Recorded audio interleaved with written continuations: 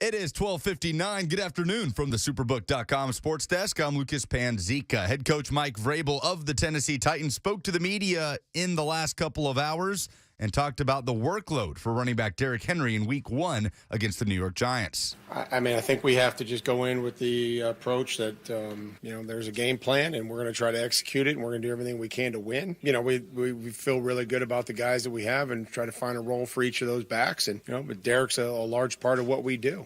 Titans are on the practice field at St. Thomas Sports Park, getting ready for that Week 1 3:25 kickoff against the Giants at Nissan Stadium on Sunday. Should have an injury report, first one of the season, coming up at some point this afternoon. Around the NFL, Buffalo Bills tight end and Brentwood, Tennessee native Dawson Knox has reportedly agreed to a 4-year, $53.6 million contract extension, making him one of the top 5 highest-paid tight ends in all of football. Also, New York Jets quarterback Zach Wilson reportedly will not be ready until Week 4 against the Pittsburgh Steelers, meaning Joe Flacco will have to carry the load for the Jets at quarterback, and in Week 1 against his former team, the Baltimore Ravens. For all your foundation repair and waterproofing needs, visit USSTN.com. Breaking news at once on your home for the Titans and Vols. This is 104.5 The Zone.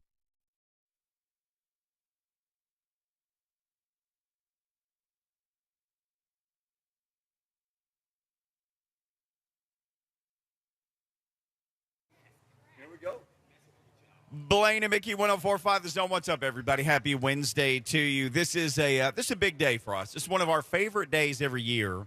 We get to come out. I never feel safer than we do today because we're surrounded by sheriff department employees and fire employees and police men and women. So it's always great to be at the Battle of the Badges. I believe this is 14 years that this is just unbelievable. Ascension St. Thomas Music City Battle of the Badges presented by the Tennessee Titans. Back at Nissan Stadium, it's traveled around a little bit, but back at its original home, at least the first place I ever came was here. Metropolitan Nashville Police Department, the Nashville-Davidson County Sheriff's Office, Nashville Fire Department, teaming up with the American Red Cross. They are doing the Lord's work out here, trying to save lives one blood donation at a time. It's a friendly competition. Basically, the Sheriff's Department, the Fire Department, and the Police Department, it's a competition to see who can get the most donations in their particular name. So when you come in, you say, okay, I want to make this in honor of the Fire Department, the Police Department, the Sheriff's Department. Right now, the Sheriff's Department's running away with this thing. 346, and this is for Leaders of Blood. 366. Oh, I know it's far, but I only know because I was right over there. You got your glasses on. I need glasses. No, that did not help me. 360. Yes, of course. It's 66. That does look like a 4. 366. It does. To 237 for the fire department. To 220. Is that a 9? Did I catch a 229 9 right there? Yep, Okay, got it. the police department. Mm-hmm. Chris Brown, 29. Okay, so there you go. That's the current order, and we had one of the young ladies who works for the Red Cross who came over and told us as we were starting, hey, guys, here's what we need. We need 200 more people by 4 o'clock. You don't need an appointment. All you have to do is come here and just make a donation. You just walk in. We're on the club level on the east side of the She works for the Red Cross, yeah. She's an account executive. I can't remember. What was her last name? Ooh, boo-boo. I asked her twice, and I still can't remember. Well, you got to ask third time, I think. Yeah. Oh, Kirby's on the run. He's going to get it. Well, he was on our, sister station there, and so she was on there. So yeah. All blood types are needed. Spradley. Yeah, Miss Spradley. Yeah. Mm-hmm. Anyway, you can come here until 4 o'clock. We're only going to be here until 3, but come by. You can say hey to us. You can see the hitman. You can say what's up. But club level on the east side. So if you always wonder, people ask me like, okay, which side is east side? It's the side that faces East Nashville. You could never forget once you know that. That's East Nashville. Yeah. Same side as the pro shop. Yeah. Identifiers and right next to it for the club level. You can come right up and give your blood. And they have some other, stations up here if you want to, eat healthy and some things of that nature and talk to some people in that world. They have people up here from Orange Theory to you name it. They give you snacks and everything else while you're here. I mean, there's just no reason not to do it. You can save a life, and why would you not want to save a life? This would be a great day for you to do that very thing. Again, Battle of the Badges. You're helping our local heroes who are giving even more back to the community than they already do. These men and women put their lives on the line, and then today they have a friendly competition again to raise as much blood donations, as many blood donations as they can for all of us in Middle Tennessee. Mm-hmm. So the fire department and the police department, they need to pick up their game. They need to get to catch the sheriff. They need to turn it up a little bit, So they must have been hanging out with Kirby. That's what happened. It's always Kirby's fault.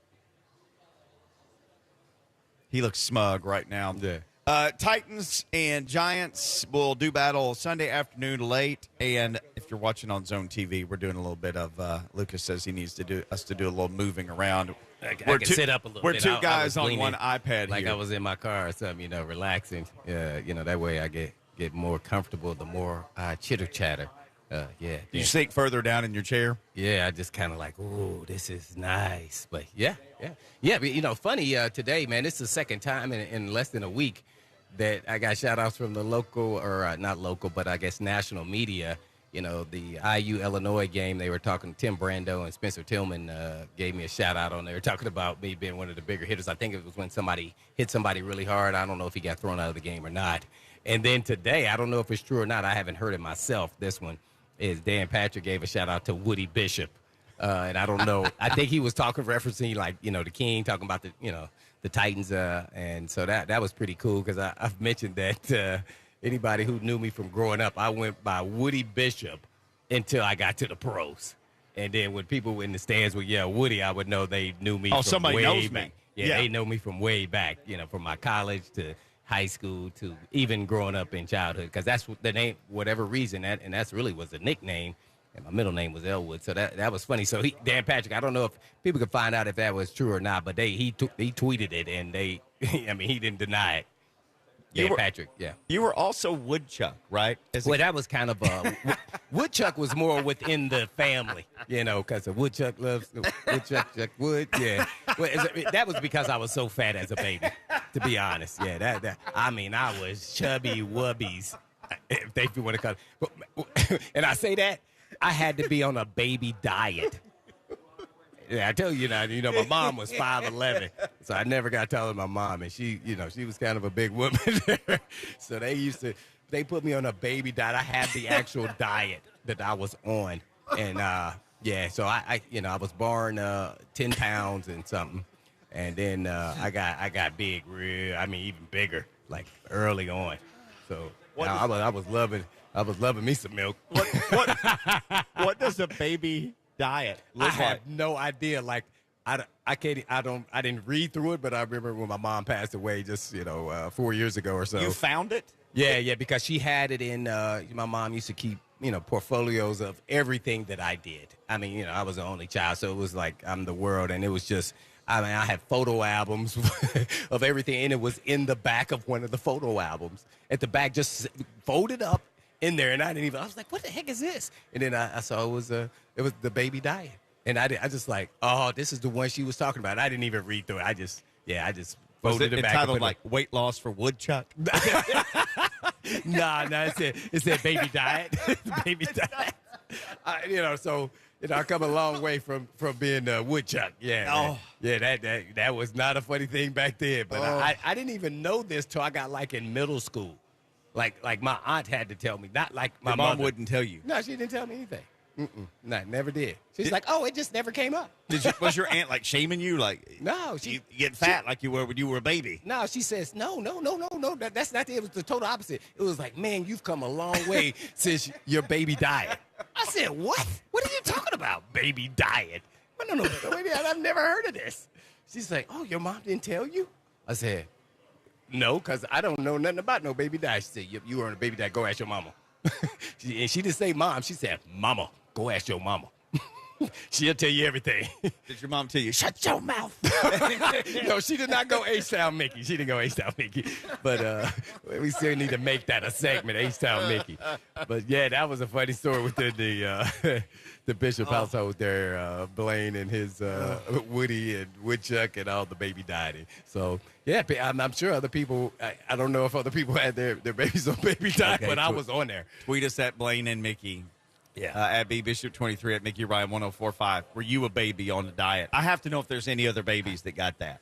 Because normally babies, if they're fat, they're just fat. That's just what babies do. That's kind of what I thought, too. Right. I think I was getting, as a baby, I think I was getting more to the obese level. Yeah. I got pictures where I can't see my neck. I was like, what the heck is this? In that same photo album.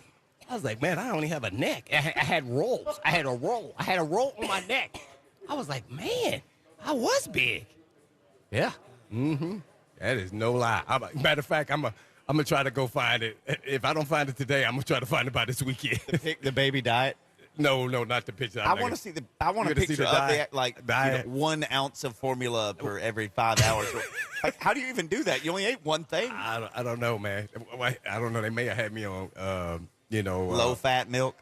Low fat. I was gonna say grapefruit or something. I have no idea. I think man. a baby would eat grapefruit. I don't know, but make sure you're healthy here. Give it. Watch your this. Let's spin it back. Let's make sure you're healthy coming in, giving out the blood, man. Just think of you like laying there with your crib and your mom throws you a grape. Grapefruit. You got a grapefruit diet. Spoon. Yeah, Like, here you go, watch man. this, or like Figure this cottage cheese or something, man. Oh man, you making me sweat, man, over here, man. Yeah, man, those are the days. It was a different time, man.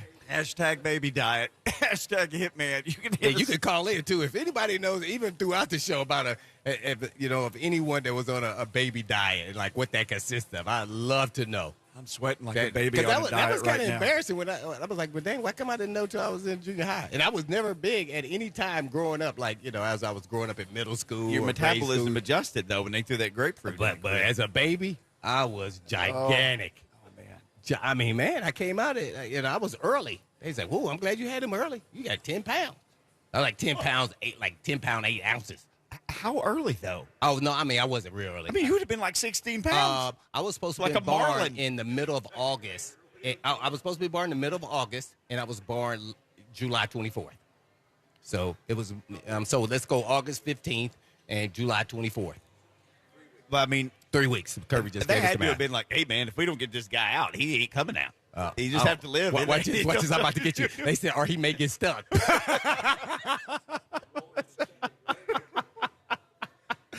I was like, man. Then they like, man, he may only be like 2 feet tall. Oh man, I did not know any of this. I'm like, man, nobody even told me anything. Oh, I need some water. Yeah, I know you started sweating too, laughing so hard, huh? But yeah. Anyway, but everybody come to the Nissan Stadium, give some blood for Red Cross. And now we will go to break. Okay. All right. Well, we will talk plenty of Titans coming up today. We'll hear from Mike Vrabel.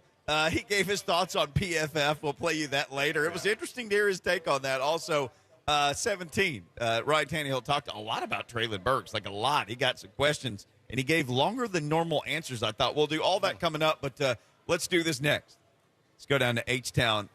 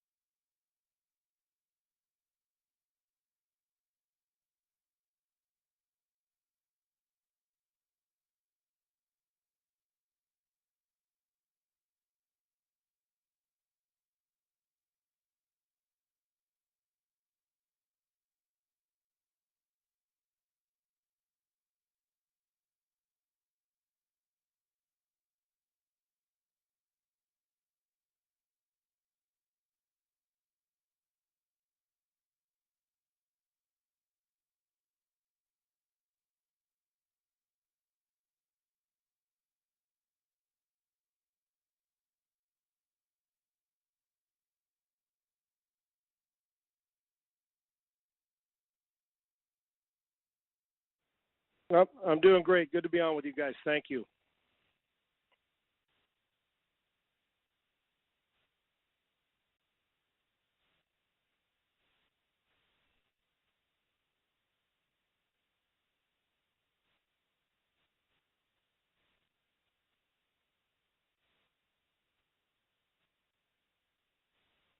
I think it's a two-horse race. I do. I don't think that the Jacksonville and the Texans are going to be playoff teams, but I can tell you this: both of them are going to disrupt it. If both Tennessee and the Colts think that, I can just speak for Texans' standpoint, that they're going to waltz in with a more energetic defense. They've shored up the corner position with some more, they would allow Lovie Smith to be more multiple and pressure because they need to create some pressure. They got a lot of energy in the front seven. This Dameon Pierce kid out of Florida in the backfield's real. I'm just telling you. He's sudden and he's real for the Texans. And if Davis Mills had the first-round label as opposed to the third-round label, we wouldn't be talking about him like we're talking about him nationally. Like, yeah, it's fine, but he's better than well, if we're just going by last year, NFL time, not college time. He's better than Justin Fields today. He's better than Trevor Lawrence was last year. He was better than Zach Wilson. He was better than Trey Lance, saw the field more. Mac Jones was good most of the season. And the last 6 weeks of the season, Davis Mills was the very best second year. Go look at the numbers. The best rookie quarterback last year. So does that mean they're a playoff team and superstar? No, we'll get to them. I'm sure you guys got questions about them. But the reason why for the Colts and the Titans, I think that there's a feeling that while the Titans' physicality, well, they're so well coached, veteran quarterback coming back. The questions are, how is he going to overcome when he makes his first mistake? What's going to happen? They went out and drafted that. The mental part of it. Not that he's not tough, you guys know how the regard I hold Tannehill in, but the questions do loom from people I've talked to. We know they can run it with the big fella, and you got to keep him healthy. And they can move a pile, and their defense got better last year. But I think there's this sense of, okay, you lose A.J. Brown, and while you say, well, we've got guys, but you don't have that guy. And so I think that's part of it. And I do, when you're quarterback, the last picture we saw was the playoff game. It wasn't just on Ryan, but that's the way people visualize. You're asking me what I think, how the perspective is. And then with the Colts, they feel like they upgraded the quarterback position. I'm on in Indy every week, and they think they upgraded the quarterback position. The eerie similarities of veteran quarterbacks, one's older. Tannehill's had wonderful seasons. Matt Ryan's been an MVP. Both have two of the four best running backs in the league, and maybe 1 and 2, honest to God, in truth, when you really think about it, Jonathan Taylor. The questions on them is, are they good enough on the outer perimeter? And they've got a good defense with some as guys that can move. Are they good enough on the perimeter to beat you throwing the ball regularly? So the similarities are there. I think most of us also, here's the question, who's tougher? And that's big for me. Not running the ball, but just tougher all around. And I think most people lead to Tennessee. So there are some major similarities. I talked to an insider today. I said, what's the difference between the Colts, because that's who the Texans open with, and the Texans? He said, 2 games. Now, think about that. So the Texans aren't far off, and the Colts may be 9 wins, or meaning 7 or 8 and 6, or is it 10 and 8? I don't think the Texans are a threat to the playoffs, but the Colts are, because they're good and they got a veteran quarterback and they got a guy that the room likes more than they did with Carson Wentz. It's closer than we think.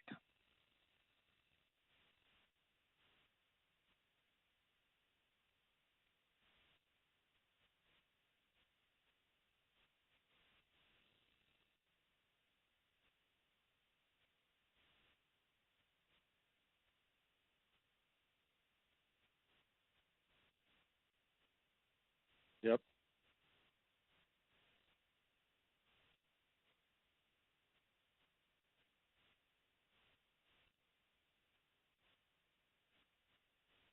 Yep.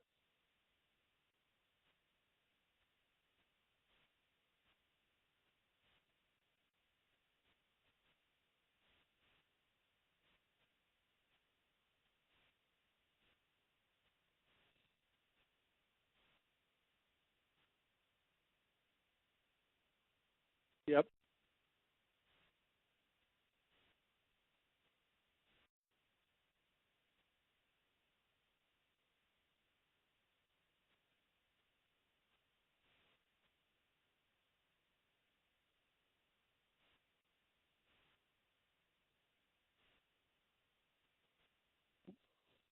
You are 100% correct, Blaine. I'm with you. Now, listen, as a guy who grew up a Raider fan, I don't have any allegiance to say. I mean, we're not the flagship like you have to brown nose the Texans. I'm just looking at it from what I see. There's a different energy about this team. And Blaine, you're right. The hot take stuff on TV and national stuff drives me nuts. It's like you lose instant credibility when you tell me, well, he can't play. And I look at the Jets and the Giants and the Bears and all these teams they got ahead of the Texans, and I'm like, if I take Davis Mills and stick him even in Indianapolis, they're not far off from Matt Ryan. I mean, and people look at, oh, the guy sucks. Well, why? Because you saw him in the Buffalo game early in the season. He made unbelievable progress. I can tell you this, fellas, and Blaine, to your question. They're like Damian Pierce, the running back, different. I'm just telling you. He's got wiggle, and he's, like I said, he's sudden. They got Cooks. They're waiting for, the extra receivers to elevate their game like Nico Collins. But the defense is far more energetic and far more multiple. And, Blaine, you know what that's all about when you can do more because you got guys, as you played in one of the best secondaries on the planet. We have guys that can do – they're versatile. The strong safety in Jalen Petrie can cover the slot. He can also be active in the run game, which he's going to need to do against Jonathan Taylor. But you're right, the hot take, and they've pushed him aside because, well, they're not very good. They got rid of Watson. Let me just explain, man. Like, Mills is accurate. Mills throws the ball on time, and you are so right about his development. Instead of folding up his tent after he was humiliated early in the season, all he did was get better and stay the course. So if he stands upright, they've improved on the offensive line. Now, we got to see him play. But on paper, and that's all we got to go by, and what we saw last year. I'm not talking about record. I'm talking about development of players.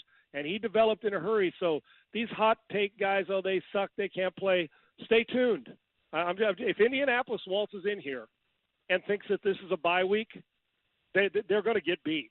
If they waltz. Now, if they play their game and Jonathan Taylor gets 25 carries and rushes for $190, okay, different story. But the Texans – are a better team than you saw last year because they care more, they're into it more. There's not Deshaun hovering.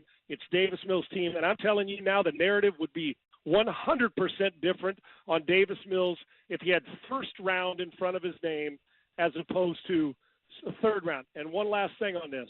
I have not talked to a guy yet from Kirkwood, guys that have come on that study this like we do. I said, that guy or a guy – next year, will they be drafting a first-round pick? I've yet to have one guy in 3 months or 4 months tell me that they thought that the Texans were going to draft a quarterback in the first round next year, that they believe Davis Mills can take another step. They're not a playoff team, but he is a good player with a chance to be far better than good.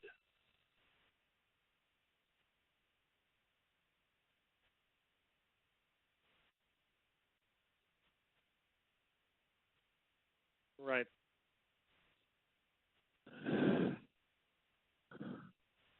Well, Lovey loves this, no pun intended, but because it gives him the chance where, Blaine coming from a two deep, where he has been a two deep guy, that's no longer a staple defense. That's change up defense because it's too easy to bend but don't break. You got to be able to rush 5. You got to be able to drop 8. You got to be able to slot a corner cat coming off the slot, all these things, and then be able to man up on the outside. They got better getting Nelson in the offseason, and then they also with that's the guy they wanted all along. Getting Stingley out of LSU. Now, going back to the national title year, when he was a freshman, with all those stars on the field, he might have been the best defensive player in the national title game. I'm just saying he was the best corner. People were looking and saying, all the Burrows, who's that dude? So, and then with COVID and not playing, he's big, he's physical, he's a football player with some athleticism. So they're better there. Now, Petrie, hidden gem, Blair. I'm just telling you, Blaine, he's a hidden gem because he's out of Baylor, well coached by Dave Arand. As you know, Blaine, coaching matters at this level and at college. He can play strong safety. He can play over the slot and cover you. And I'm going to tell you what, he will come down and knock you right in the dirt. So he's going to have to be active against you guys. I just don't worry about them getting a little nosy and play action hurting them. But Petrie's a player and Pierce is a monster.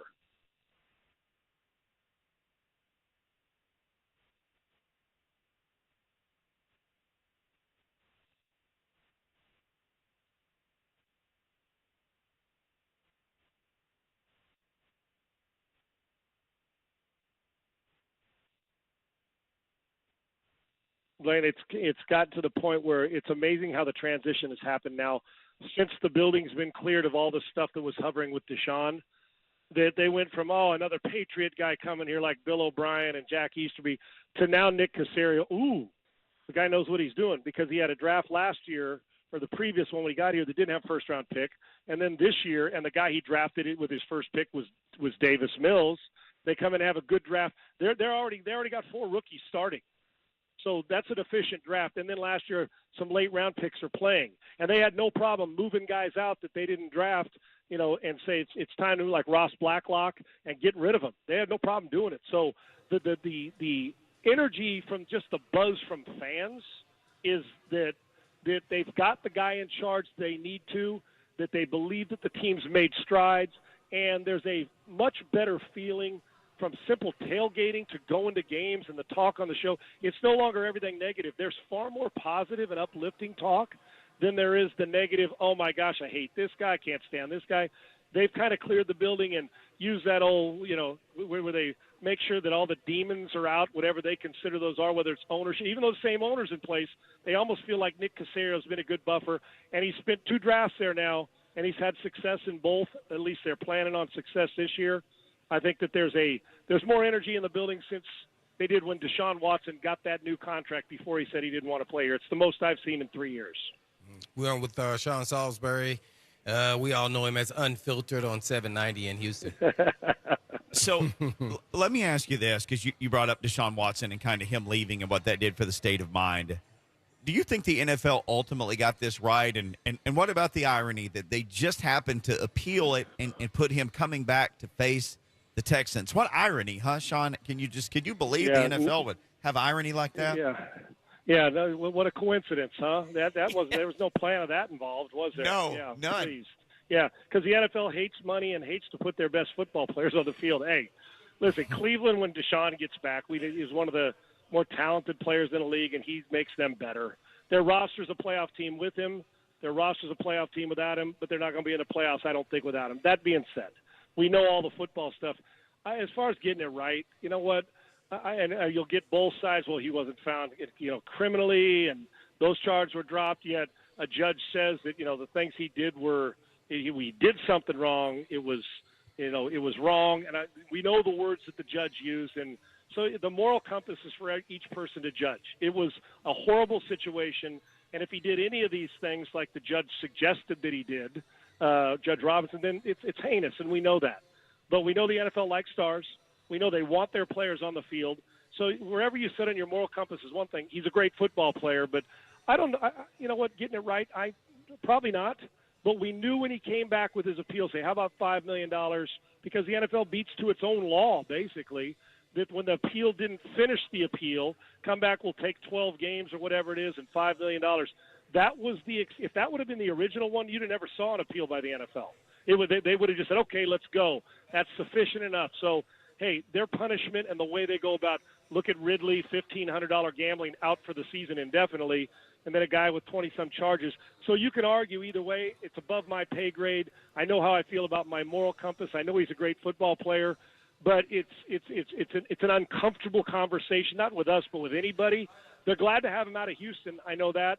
Put it this way: whatever went on, it wasn't normal. Let's put it that way. So the NFL may think they got it right for money and for getting him on the field and for the timing of it for him to play. But I think there's a lot of people when it comes to the safety of women and how they feel.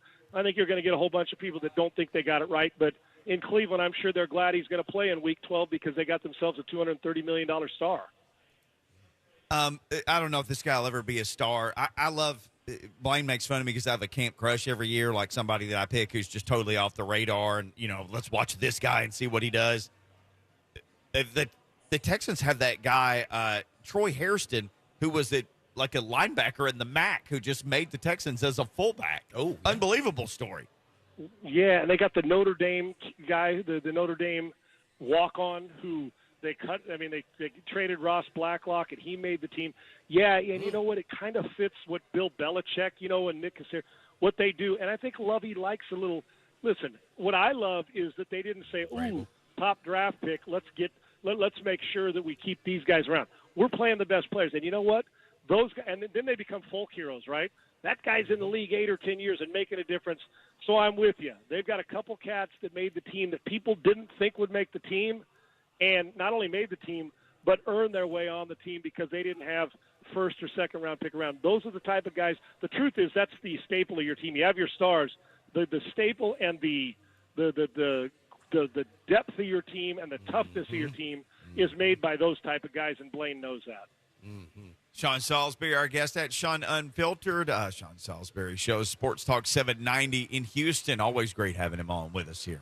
Well, Sean, I guess break down the Colts and Texans and what you're expecting in a divisional game. I mean, the first week of the season, so it's going to have ramifications down the line at the end of the day playing so soon. And we all know the first week of the NFL, a lot of things are unexpected, especially with teams upsetting other teams and just change of coaching staffs and players and, just coming out and, doing some things that you normally don't do in the past. So what are your expectations on what do you think the Colts are going to do and what the Texans, are going to present to the Colts?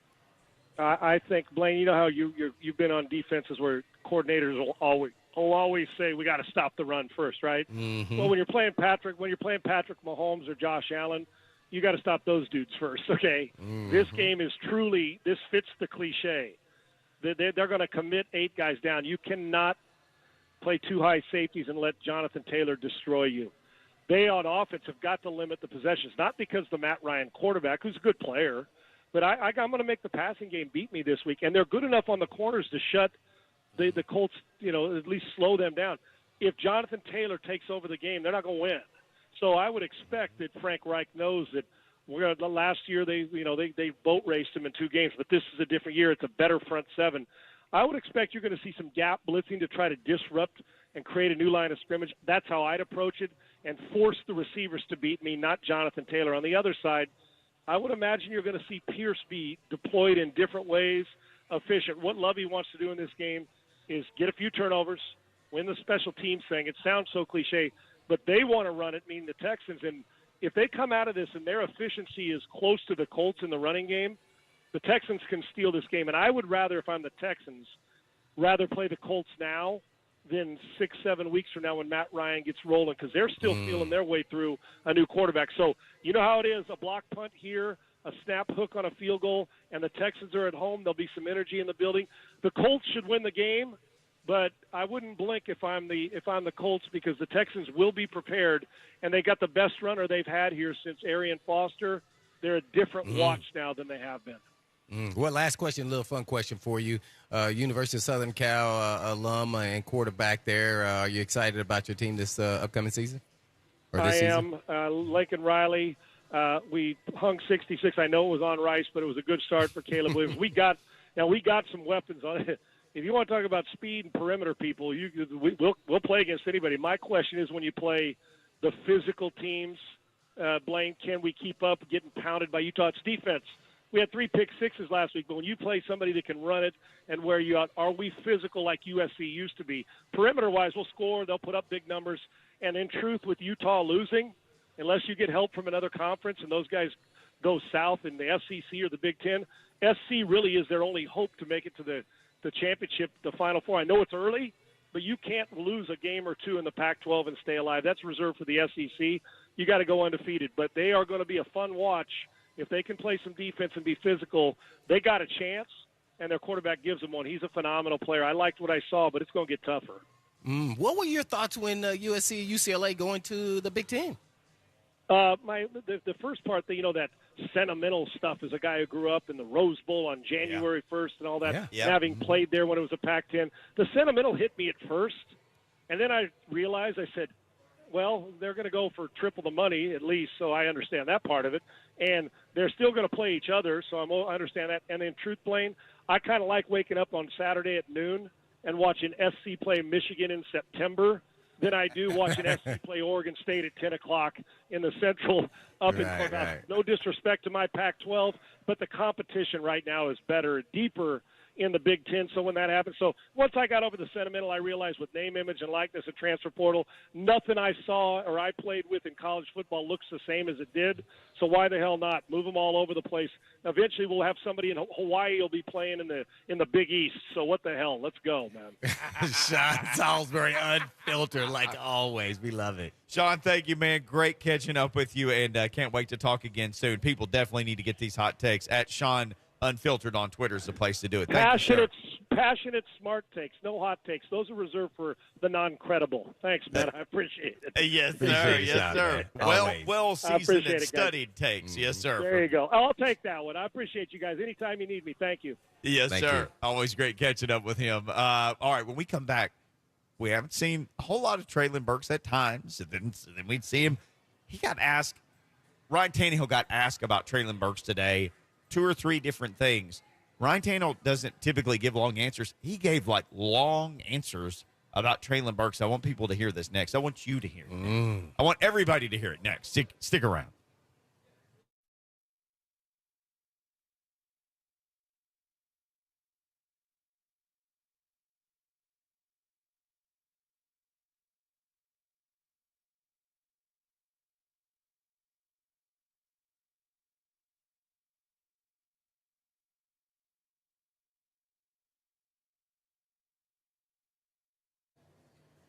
So you've got your house, right? And you love your house and you always want to do great things for your house. But if you notice, let's say you look out your window right now, maybe you're working from home, and what you need to notice is this: your deck, your driveway, your fence, your boat dock if you live by the water, all these surfaces that are wood, concrete, aggregate, any of that stuff. Guess what? The Tennessee weather absolutely just destroys those surfaces. So why wouldn't you want to take care of them? And not with the little paint roller and the power wash every couple of years. I'm talking about real stuff that bonds with it, that protects it. No cracking, no breaking, no rotting for 25 years. That's the industry standard. It's a product called EverSeal. You hear me talk about them almost every day on this station. Get every one of these outdoor surfaces. They'll clean them like they've never been cleaned, and they'll seal them like they've never been sealed. And literally, 25-year manufacturer-backed warranty. Call them today, 1-844-EVER-USA, or online at ever-seal.com. That's EverSeal.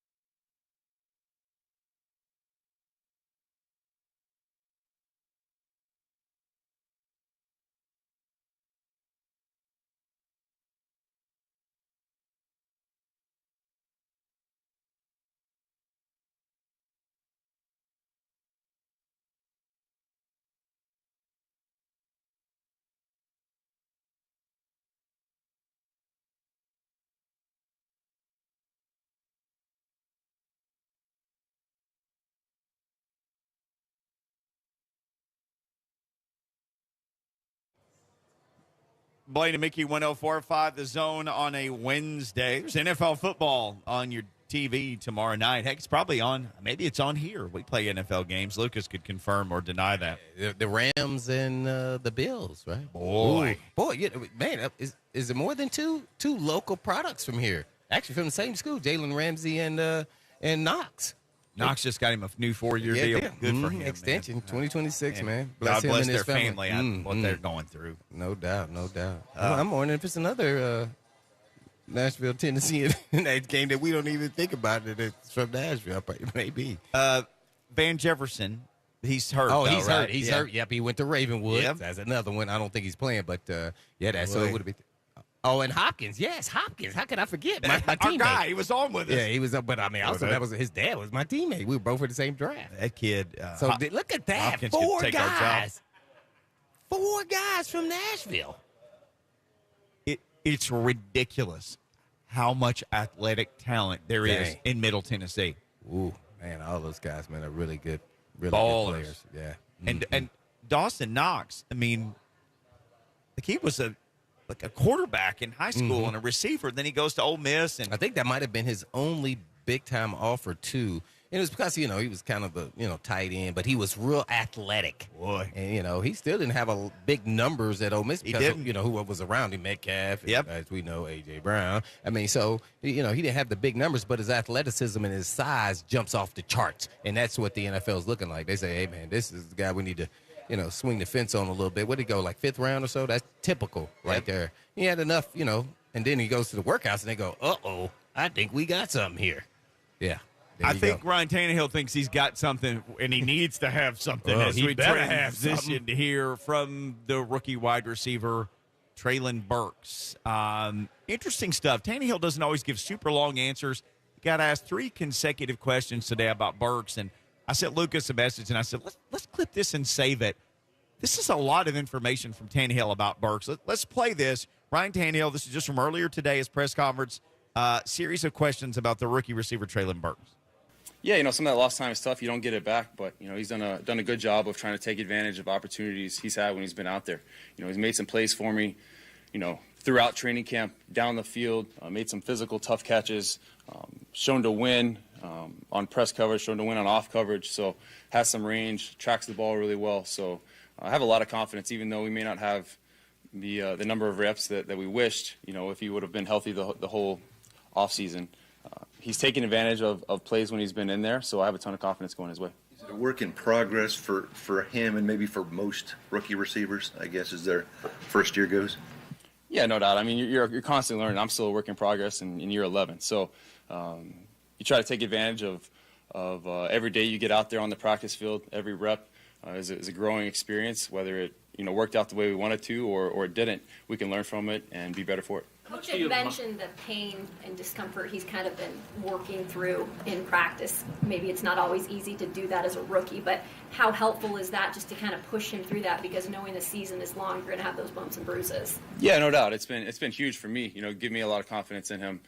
Seeing him, get nicked in practice and then come back and battle through it. You can tell he's hurting, but he's out there. He's pushing through.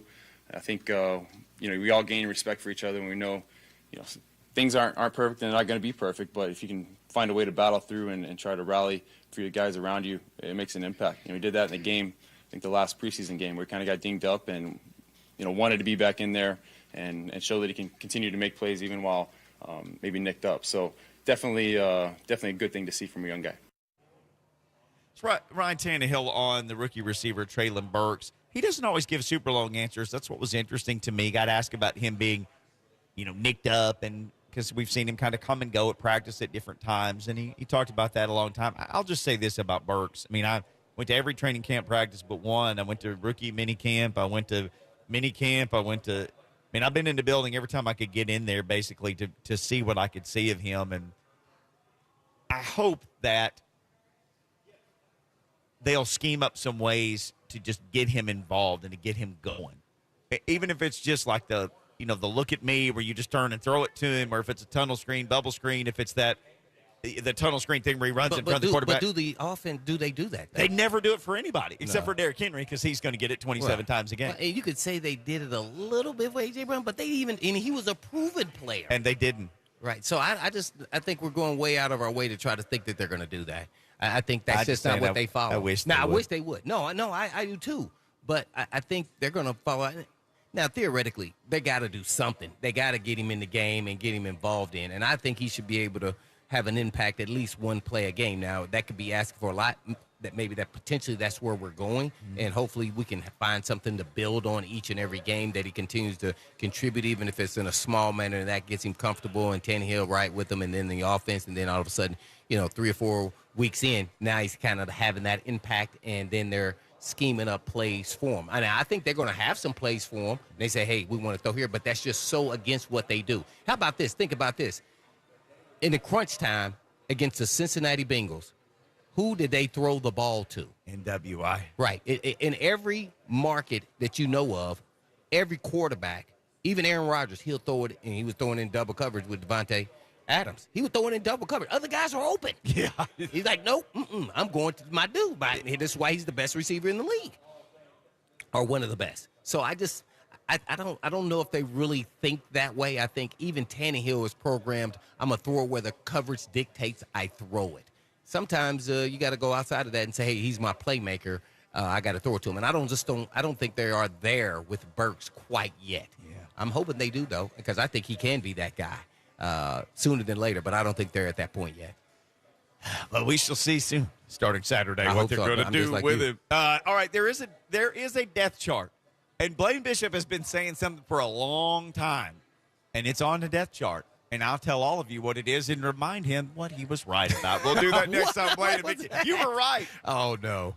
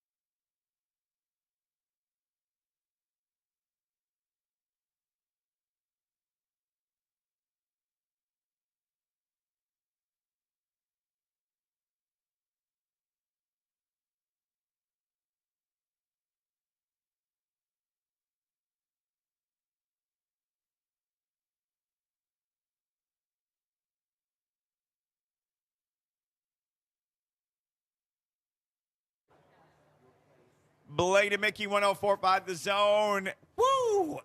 Big day for us. Battle of the Badges. That's where we are. We are at the beautiful Nissan Stadium. We're on the east side in the club level. We do this every year. It's 14 years in a row now that this has been going on. The Red Cross, the Sheriff's Office here in Davidson County, Fire Department, Police Department, they do this every year. They basically have this good-natured battle where they try to see who can raise the most pints of blood. Again, this has been going on for 14 years. Just a fantastic thing that saves so many lives here in our community.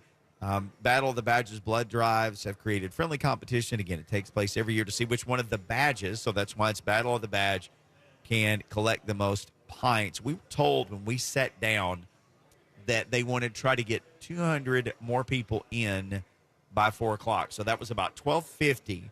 Now, they've updated, and there have been several updates. Right now, the Sheriff's Department is running away with this thing. So if you want to have a connection to the Fire Department or Police Department, police in second place, fire in third place, you want to come down and make a donation in their names or anybody's name. Heck, you can help the sheriff win big. Just as long as you give blood, everybody wins big. The Red Cross is seeing fewer blood and platelet donors following a summer decline in donations nationwide. This comes at a time when the Red Cross continues to see strong demand for blood products, including platelets by hospitals. You can make an appointment. You can come by here until 4 o'clock. So just come on by. You want more information, you can call 1-800-RED-CROSS or visit redcrossblood.org. But again, just come to the east side of the Titan Stadium, as Blaine said earlier. It's the side with the pro shop. If you ever come to see us do the pregame show, just pull right up in the parking spot over there. Come in, donate your blood, have some snacks. They got all kinds of free food, and there's booths and stuff here. And then run downstairs and grab some gear. Get geared up for the game on Sunday. Just why not just come and do everything in one fell swoop here?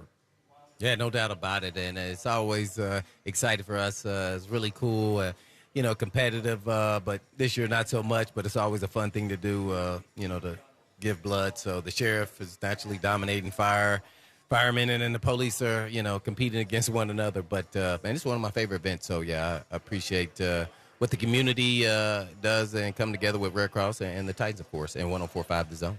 It's funny, this is such a big city, but when it comes to anybody needing anything, like when we do Toy Field, people just show up out of the woodwork. I mean, it's just amazing how people in Nashville treat everybody like their neighbor. It's one of the cool things about living here because it's a big city, but it feels like a small town in that regard. So it's cool for us to be a tiny part of this and just to help make sure that you all know about it so you can come by and give blood, and you can do that until 4 o'clock. So you got an hour and 55 minutes to come by. Maybe you've seen this week. It dropped, I guess it dropped maybe early yesterday. The Titans, once again, unofficial depth chart for week one. And there's something. And I have not seen it either, by the way. I have not seen the new one. I feel like I should hide it. Yeah, so I didn't know what you were referring to in there. So there's something that both of us said that we spent the whole offseason saying, and it was essentially you need to prepare for Nick Westbrook-Ikhine to be, number two. If not, depending on who's hurt and who's not, that he would be number one. As of right now on this, he is right there. He's the first name listed on this depth chart. The two receivers on here are he and Robert Woods. There are two tight ends, Austin Hooper and Jeff Swain. So Nick Westbrook-Ikhine is right there where we told you all offseason, just prepare for that because that's where he's going to be. And after everything shook out, that's exactly where he is. Yeah, and that makes me, nothing against NWI, but that makes me a little nervous. It reminds me of last year what I said about Ferkser. I think NWI has a little more upside than Ferkser because of his size and athleticism. But if we're thinking he's going to be our two, I think, when now you're out there against the starting, cornerbacks and not the third or fourth guy when you're the rotational guy. Now, he did do it against some of the starters in the regular season, but he wasn't a huge impact. He made plays, though. You have to give him credit. He's put in a lot of work. So I just think that's where we're at, and that's where I think we need to have Burks. And that shows you that he's behind the eight ball because he's supposed to be that guy at this point, even though, he kind of, was injured and was out of shape and all those things. He still hadn't unseated anyone yet, really. So that's the difference between him and Burks on the upside of his athleticism, his speed, and what he brings to the table. But Coach Moore, the wide receivers coach, has developed NWI, and he's turned into a heck of a player. But if we think he's one of our top two guys, I think that's where I think it's going to be interesting to see how this plays out during the regular season. Not to say that he can't do it, but I just think his role would be so much different. Now you're expected to be the guy. That's different than when you came off the bench. No pressure on you being the third guy. But when you're the 2 and you're the starter, now people are going to get on tape everything you do. And over time, they're going to start finding out that, there's a reason why you were undrafted, unfortunately, or reason why I went later in the draft. There's certain things I just couldn't do at the highest level against certain players that were elite-level players. So I want to see what he can do against the really good corners. Unfortunately for him, his first game, he's not going to really. Dory Jackson's a good player in the National Football League, but he's not an elite-level cornerback where he's shutting people down. So I think he'll still be productive, but how productive? I'm interested. That zone read and that slant seam post that he's got timing with Tannehill, that's almost unstoppable. So that there is for sure going to be open. But I want to see a little bit more, and I want to see him against some big-time guys. So once that happens, then I think, okay, I will feel a lot better. Couple more offensive notes. Dennis Daly, the recently acquired offensive lineman, he's the backup for both tackle spots. Dylan Radins is the backup to the right guard, is where he shows on the depth chart. On defense, this was interesting to me. Danico Autry is shown as a starting outside linebacker, not a defensive lineman. I know about his versatility. We've heard a lot about it. They're saying he is a starting outside linebacker. So he's taking Landry's spot. That's what it looks like right now. And then who they have in his spot? Walker? They have DeMarcus Walker, who they seem to really like and who was active and ran around. Well, but I don't have a real issue with this because of I think you're putting your best 4 out there, but Danico Autry is better at the D tackle. Yep. He brings more to the table there. He is capable, but that's not where you want to keep him all the time. So maybe that's just the starting group, and then when they get in pass situation, he goes inside. You bring in more of a pass rusher guy or a guy who is, has various, skill sets where he can drop, he can pass, he can do all these things. So maybe that's where they go, and we shall see. But he's capable, but that's not his best spot for me. But I get why they're going to put him out. And he's been productive, but not there as much so. Every time I see him rush outside, I've never thought that he was a pass. I remember when they had him doing it in that practice when he first got here last year. I was like, what are they doing? That's just not that's not his stick. Right. His stick is going against the guards and going one-on-one, and he's elite at that. He's just a good pass rusher, and those guys survive, but I just don't know if he's going to be that come around the edge, bring that kind of pressure all the time. So we shall see. The coaches know better than us, so we'll see from practice, and if that's the way they want to go, or it's going to be multiple and they slide him in certain situations. And what were you right about? Now, a lot of this stuff is stuff we talked about. You were talking about. No, this is the one you've been saying for weeks now. Roger McCreary is shown as the starting cornerback opposite Christian Fulton. And I think a lot of people thought, oh, no, I mean, it's going to be Caleb Farley. And you said, no, I'm watching what's happening every day. 21's a starter. Yeah, he's the starter on this depth chart. Yeah, well, he's a starter in this league, and they could talk all about what it's short arms and all those things. This guy's sticky. And he's always there to make plays. I mean, I don't know if I saw him or Fulton make more plays on the ball all training camp. So I think that's definitely the right call here. And Farley, I think, will come in and pass the situation. They'll move him inside maybe, or they'll have Ugo. What's his name wasn't at practice today. I think Lonnie Johnson Jr. as well as Molden. Yeah. So I don't know what their plan is as far as who moves inside, and maybe more of a matchup deal. If you're going to do Crary and then bring Farley in, or do you use Ugo and keep, Roger McCreary outside? So you never know. I think the question here is, I think you want to get, if you're a first rounder there, Farley, more reps outside in the regular season game, and can he stay healthy? I went back and watched the last preseason game, and I was specifically just watching him because I really want to, because I think there's a lot of upside here. The last game, I think he hurt his shoulder. It popped out or something. Yeah, I saw it. It was clear as day to me. I think I'm the guru on. But you're the show physician. I mean, no one knows more about groins than you. So, and you know what? He fought through it. He wanted to come out, and then he started holding it up tight like this because it was third down, and they got off the field. And then he came back, and he played like nothing was wrong, but it was still going on out there, and it settled down probably. I don't know what happened to it, or did he just pop it out or slid back out, or just hurt when he fell?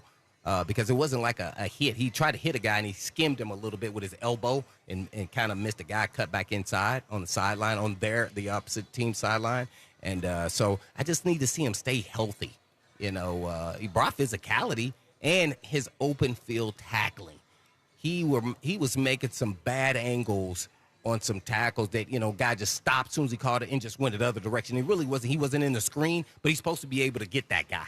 Yeah. So his change of directions and all those things. So I want to see more of that. And we're talking about in a preseason game. Granted, he was going against some of the starters, but most of them weren't because he was out there. So I want to see a little bit more. But, yeah, McQuarrie definitely deserves it. I'm a little concerned if Farley can stay healthy enough an entire season to be the actual starter. And the only way he's going to grow as a player is to be out there with that kind of talent, especially when you're talking about some of these big matchup, tall receivers. They need him.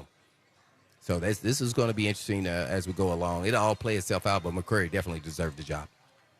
Well, again, listed as a starter at cornerback opposite Christian Fulton on the depth chart there. Kyle Phillips, the punt returner, Dontrell Hilliard, the kickoff returner. Just a couple other notes as well. I figured it would be Phillips at punt returner and Dontrell Hilliard as a kickoff returner. That's the way that landed there. We got to get used to Stonehouse there and not Karen there. It's just looking at the depth chart. Yeah, he's right there. Ryan Stonehouse, the punter and the holder. We got to punt this segment because we got to get to Jordan Dajani. That's right. The man from CBS Sports is going to join us next. Lots of NFL headlines to get to. We will get to all of them. We're live from the Battle of the Badges, East Side Club level of Nissan Stadium. You can come here and donate blood via our local law enforcement. It's a fun thing that they do to the Red Cross. It all goes to the Red Cross. You can come here and do that. You don't even need an appointment. Just show up before 4 o'clock, and you are good to go. When we come back, we're good to go with Jordan Dajani on Blaine and Mickey.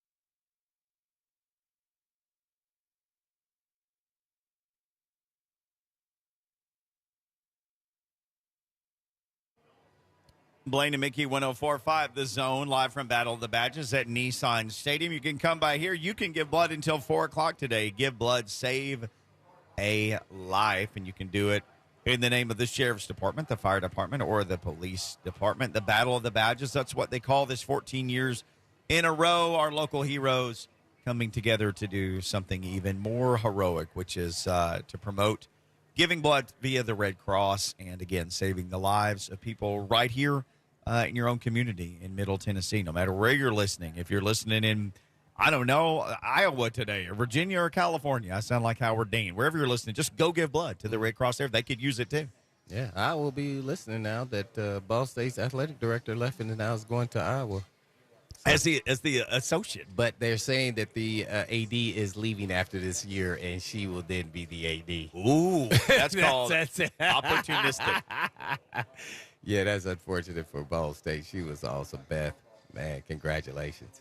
Yeah, Blaine is trying to cope with that, but maybe the soothing sounds of Jordan Dajani will help bring you back to life here on the Mark Spain Real Estate Hotline. Soothing Jordan Dajani. Jordan, he does have, he's like a wacky FM DJ. He's got the soothing voice. Jordan, have you ever done any DJing on the side, in radio, weddings, anything like that? Hey, what's up, guys? Thanks for having me on the show. Yeah, I was actually a disc jockey back during my days as a college student at the University of Tennessee. I also helped out with their sports radio programming, of course, but I spent a little time spinning some discs there, playing some music, and being one of those hosts that talks in between songs. It was actually a lot of fun. I enjoyed it. What format of music was your favorite to DJ for? You know, I didn't have much of a say when it came to that, so we kind of, with the student radio station, 90.3 The Rock over at UT, it was a good mix of a lot of different stuff. Some local country, some alternative, maybe even some rap thrown in there. I was excited for it all. It was a ton of fun, a great gig. There you go. Wacky FM DJ, now turned CBS sports writer, Jordan Dajani, our guest. So Blaine likes to hit you with predictions. I always like to ask Blaine and Lucas questions they're not expecting just to try to force them into answering things right on the spot. So I'm going to start this today. I'm going to blame you on this. Your Super Bowl picks for the AFC and NFC, just right off the top. Yeah, that's a great question. You know, I'm very high on the Los Angeles Chargers this year, and I think that they're a team that hasn't stepped up in big moments yet, but you try to put your stake and claim that team before, you know, they reach that pinnacle of success. And I think the Chargers are kind of poised for it to make a big step forward here in 2022, and they got the star quarterback. They have a good head coach. They made great additions on the defensive side of the ball. So I think they're going to be my pick from the AFC. Now, when it comes to the NFC, that's where it gets pretty complicated because I think there's probably two favorites in the Los Angeles Rams and then the Tampa Bay Buccaneers. I get that repeating in the NFL as Super Bowl champions is very hard. It's only happened once since 2000, and that, of course, was Tom Brady and the New England Patriots. But, you know, I think the Rams have focused in on, and they're all in, I should say, on trying to repeat. And you see that in some of their free agent signings with Allen Robinson and linebacker Bobby Wagner. They made sure to keep Aaron Donald and head coach Sean McVay in the fold. They seem really set on trying to make another run, and I think that speaks volumes in terms of how talented this team is, and obviously they're coming down from that pinnacle of success that they experienced last year. So I'm kind of high on the Rams, and I'm going to pick either the Rams or the Buccaneers from the NFC, but I think right now I'm putting money on the Chargers to hoist the Lombardi when it's all said and done. Jordan Dajani just sending the lightning bolts via the Chargers there. You wrote about this, though, right? 5 teams that could kind of rattle the NFL's cage, maybe some even further off the radar teams, right? Yeah, I did. I wrote an article on 5 teams that could shock the NFL this season. And obviously these are guys that are outside of the top 10 of Super Bowl odds, maybe some teams that aren't going to win their division. I wrote about teams like the New Orleans Saints. You know, I've talked about them a lot on your show with Jameis Winston. This is a team that I think is really set to make a run. I don't have them winning the division, but I do have a bet on them to make the playoffs at plus money. You look at this wide receiving core, completely revamped. With Jarvis Landry, Michael Thomas returning, the first-round draft pick, Chris Olave, and on the defensive side of the ball, they have the potential to be a legitimate top 5 unit as well. So that's a team, if they can get in as a wild card, they may create some noise if they can stay healthy. I like Dennis Allen, even with Sean Payton gone. He's a defensive coordinator. He's the main reason why Tom Brady hasn't defeated the Saints ever since he joined the Buccaneers in the regular season. He's a big reason why. another team that I think a lot of people probably would agree with me in terms of having the potential to shock the NFL this year is the Miami Dolphins. And yes, we can talk about the addition of Tyreek Hill, but I think the most important addition is that new head coach, Mike McDaniel. I think he's worth throwing $5 or $10 to maybe win Coach of the Year. I get that he's that stereotypical offensive wonderkin that's unproven, that's bringing new ideas to the table. But I'm really excited about this guy. I think he's one of the best run game schemers in the NFL, and that's something that could really help this offense. I think the defense has some young, exciting pieces on the edge and at safety that could really help in a potential run. I think that they could challenge the Buffalo Bills, maybe not as division champions, but as a wild card. This is a franchise that has missed the playoffs by, I think, one game in each of the last 2 seasons. So maybe now with some more stability and offensive-minded head coach, the Dolphins could be a team to keep an eye on. Jordan Dajani, man, just bringing the knowledge like he always does from CBS Sports, at Jordan Dajani on Twitter. Well, Jordan, man, you making me nervous. Right when you said who was making the playoffs, give me your AFC. I don't even need to know the NFC because I want to know where you got the Titans because it seems like to me you don't have the Titans making the playoffs. No, I got the Titans making the playoffs. Well, who's your 18? I have the Titans winning the division at plus money. Oh. Vegas is always high on the Colts, but at the same time, Indy hasn't clinched that division crown since something like 2014. So at plus money for Tennessee, I have them making the playoffs. AFC East, I have the Bills. AFC North, I think I'm taking the Ravens, probably the Bengals coming out there as a wild card. AFC West, the Chargers and the Chiefs, let's say. I think that covers it unless I'm missing one wild card. Oh, man. Well, okay. You was making me a little nervous there. But, well, you said Ravens, and, naturally I don't think Jackson's going to get signed. You could tell me differently, but it may be a good thing, or is it a bad thing for Jackson? Because I'm looking at the big picture. Herbert and somebody Burrow may get signed next year. He may even get more money if he kind of waits out one more year. No, exactly. And as long as he stays healthy, of course.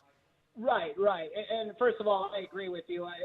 According to a new report from NFL Media earlier this morning, nothing's imminent on that extension front. So it does appear Lamar Jackson is going to play into the regular season with the deal that he's currently on. But as you mentioned, this could be a good thing for Lamar Jackson. He's clearly betting on himself, which is something he's always done through his collegiate, his NFL career, former NFL MVP, how versatile of an athlete he is. And I think he's getting better as a passer as well. He obviously has the potential to carry this team to not only the playoffs, but also be a legitimate Super Bowl contender as well. Even with the lackluster wide receiving core, keep an eye on the rookie tight end, Isaiah Likely. I think he's going to play an important role in this passing game, along with Mark Andrews and Rashad Bateman as well. They got their multiple running backs that they're going to run the offense through as well. And I think an underrated storyline may be some of the additions that they made on defense as well. I think that this defense is going to be improved, especially considering the injuries that they suffered through all of last year. So, yeah, I do like the Ravens to go from worst to first in the AFC North this season. No doubt about it. We went with Jordan Dajani, NFL writer for CBS Sports. Pittsburgh has finally made their decision. Mitch Trubisky is the starter. I mean, is that the right call? I mean, he's got a nice little resume, but it seems like he doesn't have the respect around the league for whatever reason. What are your thoughts? Yeah, it's tough. I feel like we could spend an entire segment on this. I told you a couple weeks ago I'd probably throw some money on Kenny Pickett to be the day one starter. Thankfully, I didn't do that because I would have lost some money. When it comes to Mitchell Trubisky, though, I mean, I like this kid. I think he has potential. But watching him through the preseason, seeing some of the reports come out of training camp, it just seems like a matter of time before Kenny Pickett is thrown into that starting lineup. And, it may not even be Mitchell Trubisky's fault. He's obviously working with some rookie wide receivers, some new wide receivers he hasn't played a legitimate NFL game with before. He's playing behind an offensive line that has some serious question marks as well. So if Mike Tomlin feels like he needs to spark this team and the offense is somewhat sputtering through the first few weeks of the regular season, I don't think anybody would be shocked to see the rookie quarterback come in. But when it comes to making the right decision, I somewhat lean on maybe this was the right decision. I think that obviously letting your rookie quarterback sit and learn for some amount of time is going to be beneficial in more instances than not. So I understand his thought process with that. But again, I just have legitimate questions. If Mitchell Trubisky, even though he's won the job, if he's going to be able to hang on to that gig for all 17 games of the regular season. Well, from the NFC, you said Tampa Bay or the Rams. Is there any concern with Matthew Stafford's with the Rams, his elbow? Because I know that was some of the talk there, and I know he's going to play, I guess, Thursday, tomorrow night, but you just never know. That thing can flare up at any moment, any time, and he's definitely, he can throw the ball everywhere and make every throw and in different launch angles. No concern there for you? There's no concern there at this point for me. You know, this was a storyline that a lot of people were eating up over the past month or so. He obviously took some time off to kind of rest that arm. I don't have too much worry about it just yet. I think that a lot of people wanted to buy into it from a fantasy football angle, from a gambling perspective, but I don't have worry at this point. Now, Matthew Stafford's a guy who's played through numerous injuries throughout his NFL career, and he's somebody who's always been a tough son of a gun. So I trust in Matthew Stafford. I trust in this coaching staff. I trust in this organization. I trust in this offense that they can come out and still be successful. Now that Aaron Donald didn't get fined for his helmet banging on people from practice, who you got in the Bills-Rams game tomorrow night? Man, this is tough, and I don't have a best bet on this game because I think we're going to see both sloppy and exciting football. I know that sounds like an oxymoron, but I really do think that this competition could have both. So the reigning Super Bowl champions are 14-3 in the kickoff game since 2004, which obviously supports the Rams. Super Bowl winners in Week 1 overall are 45-10-1. So obviously those stats speak to the Rams. But at the same time, I mean, this is a new season. We're moving past the preseason into the regular season. The stakes are up. All eyes are going to be on this contest. I really do think either team could win, and that's obviously shown through the spread at 2.5 right now over at Caesars Sportsbook. I'm leaning right now towards the Rams because if you remember, first of all, the Bills are 3-2 in season openers under head coach Sean McDermott. If you remember, they came out pretty flat last year at home against the Pittsburgh Steelers and Ben Roethlisberger. Again, at home, losing 23-16. That's something that gives me pause. I kind of wonder if this Buffalo team is going to be coming out a little bit slow. They're obviously everybody's darling. They have the shortest odds to hoist the Lombardi in 2023. So I'm leaning towards the Rams in this matchup, but I'm excited for it. Jordan Dajani, NFL writer for CBS Sports. So what are your best bets for Week 1? What are some bets that you like? Could be game spreads, over-unders, anything. What do you like bet-wise for Week 1? Yeah, it's a great question. I'm actually in the process of writing my Week 1 gambling column that should be published on Friday morning. I only have a couple of games locked in right now. I love betting Week 1 of the NFL season. I feel like I thrive in this certain scenario. But this Week 1 is a little bit tricky in my eyes. I mean, you look at the games like the Raiders versus the Chargers. The Chargers are going to be missing J.C. Jackson out wide at cornerback. That's something that we really need to take into consideration. But I'll give you two ATS plays to kind of chew on for a second. First of all, the Philadelphia Eagles -4 at the Detroit Lions. Yes, it's true that the Lions have sold out all their tickets. It's standing room only up there in Detroit. But at the same time, I think that this Eagles team is better than the Lions. Obviously, they're one of the biggest winners of the NFL offseason. And I'm not even talking about A.J. Brown and the offense. I'm talking about the defense. They really shored up this secondary. I think they're going to give Jared Goff some fits as the game progresses.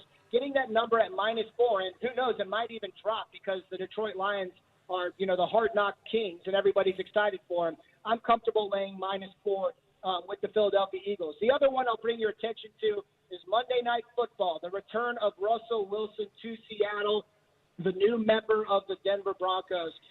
It's 6.5 right now. I'm comfortable laying that. I've always said the Broncos roster in my mind has always been teetering on the edge of contending. They just haven't had good play from the most important position in football since the Peyton Manning days. With the arrival of Russell Wilson, I think Denver could be a legitimate contender. And it starts here Week 1 against the Seattle Seahawks. And, the Seahawks are going to be out there rocking their all-green neon jerseys, and there's a reason for that. It's because it's going to match the colors of the faces of the Seahawks fans as Russell Wilson dices up that secondary for 60 full minutes. All right. Do you have any expectations for Josh Gordon in a Titans uniform? Any expectations? I don't have any right now. Obviously, it wouldn't shock me if he's going to take the field on the active roster at one point or another. He signed to the practice squad, obviously. So, no, I don't really have any expectations at this point. I am really interested to see how the wide receiving rotation works against the Giants come Sunday. And obviously, if there's an injury, then Josh Gordon's going to be pulled up. But no, I don't have very high expectations for this signing. But he's a veteran, and he's somebody that the Titans clearly targeted in terms of his being experienced at catching the football and running through different offenses. But no, I don't have major expectations for Josh Gordon. We do have major expectations for Jordan Dajani every week, and he pays them off every time with all of his knowledge from CBS Sports. No doubt. I have to ask you, I know there's a lot of great matchups with the ones that affect the Titans, and I got to ask you about the Colts and the Texans, as well as, we got to ask you about Baker Mayfield playing Panthers versus the Browns. Yeah, there's a lot of good games on this week one. Raiders, Chargers. Yeah, for sure. I'm interested to see how Matt Ryan's going to look with the Colts. This wasn't a team that really impressed me in terms of their number ones on offense and defense through the preseason.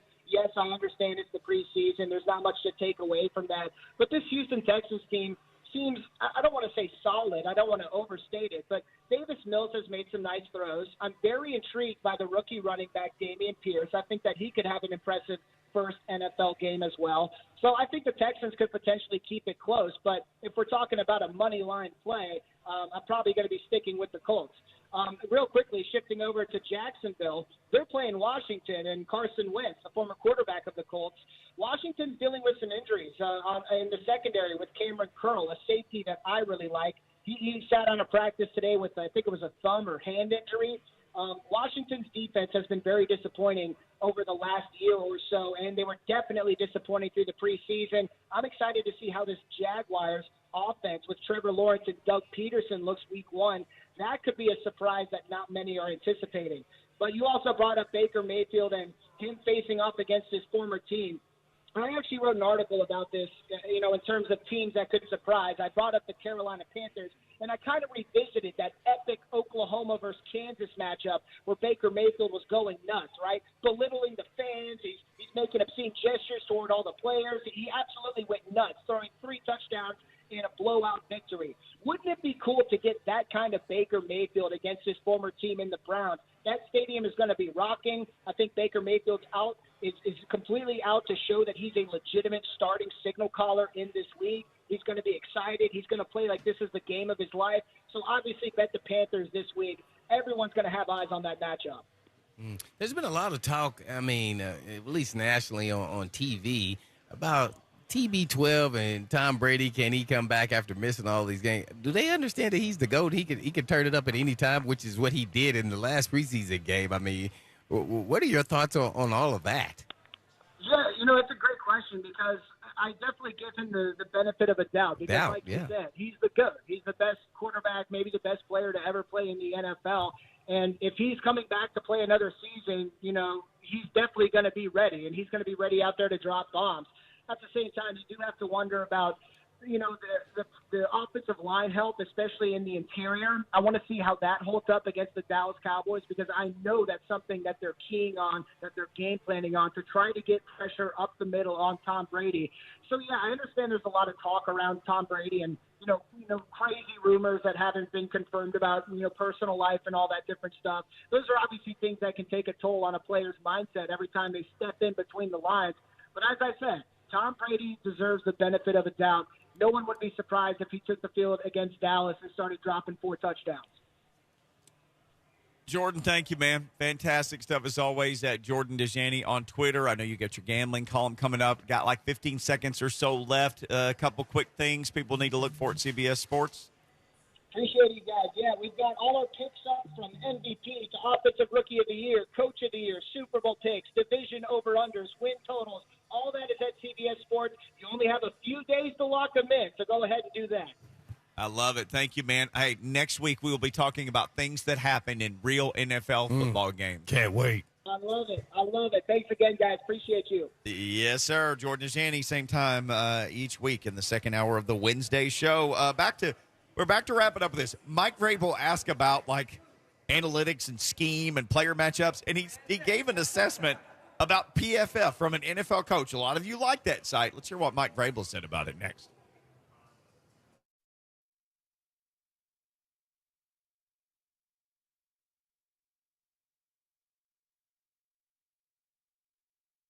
No one wants to go to the vehicle repair shop. It's like you don't want to go to the doctor for an operation. The typical first reaction is, how do I know that I really need what they say I need? Well, sometimes you really wonder if you're getting a repair recommendation or you're making someone else's mortgage payment.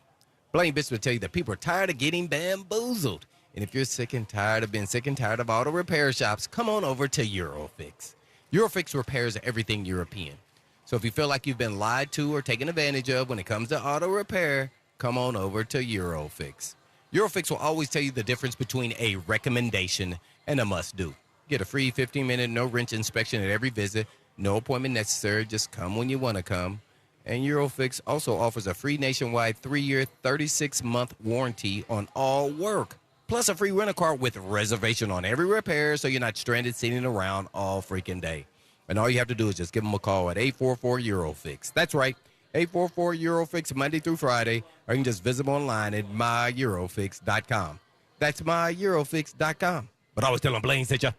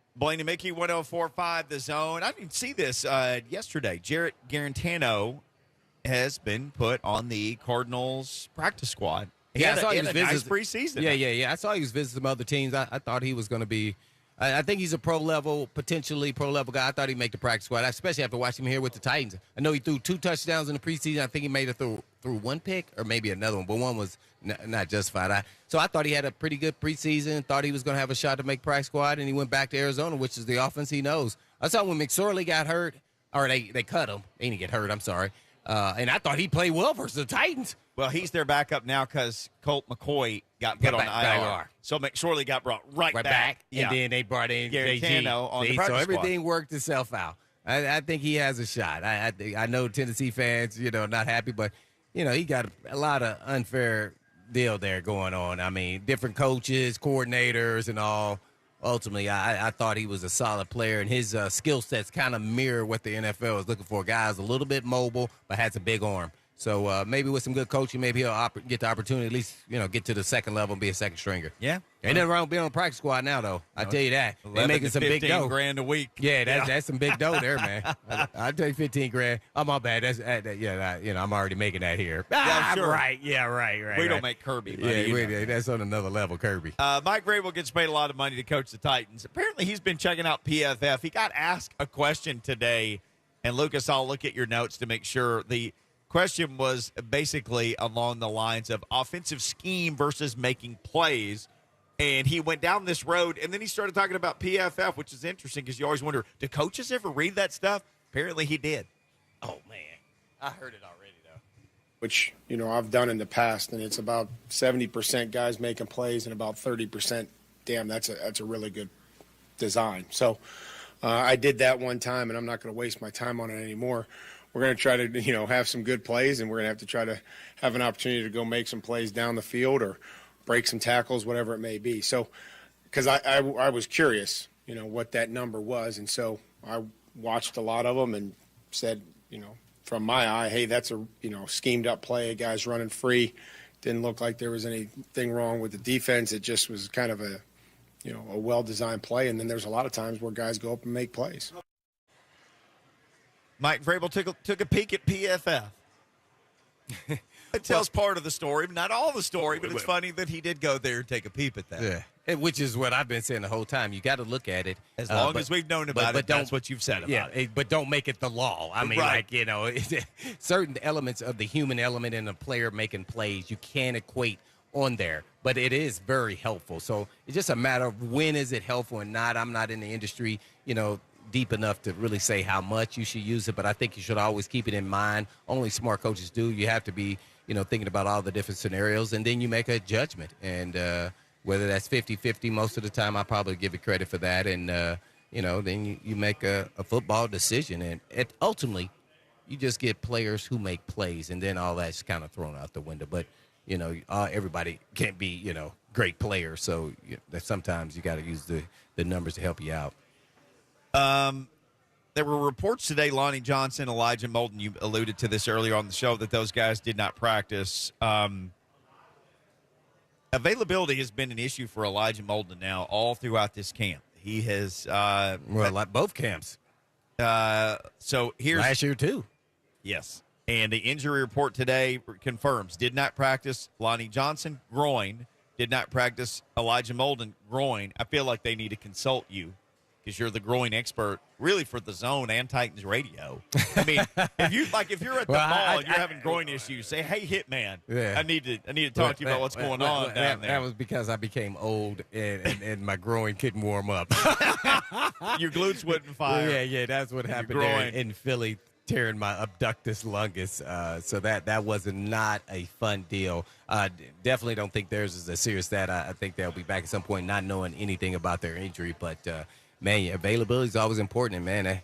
Got to take care of your groin and stretch it and everything else, man. I mean, come on. Kids learn this lesson. Come on, you got to take care of your groin. And both of those guys are, especially Molden. He's a young player, so you just never know what's going on there. So, maybe he's coming back from, some type of surgery we knew nothing about, and it's just not healing to the rate it should.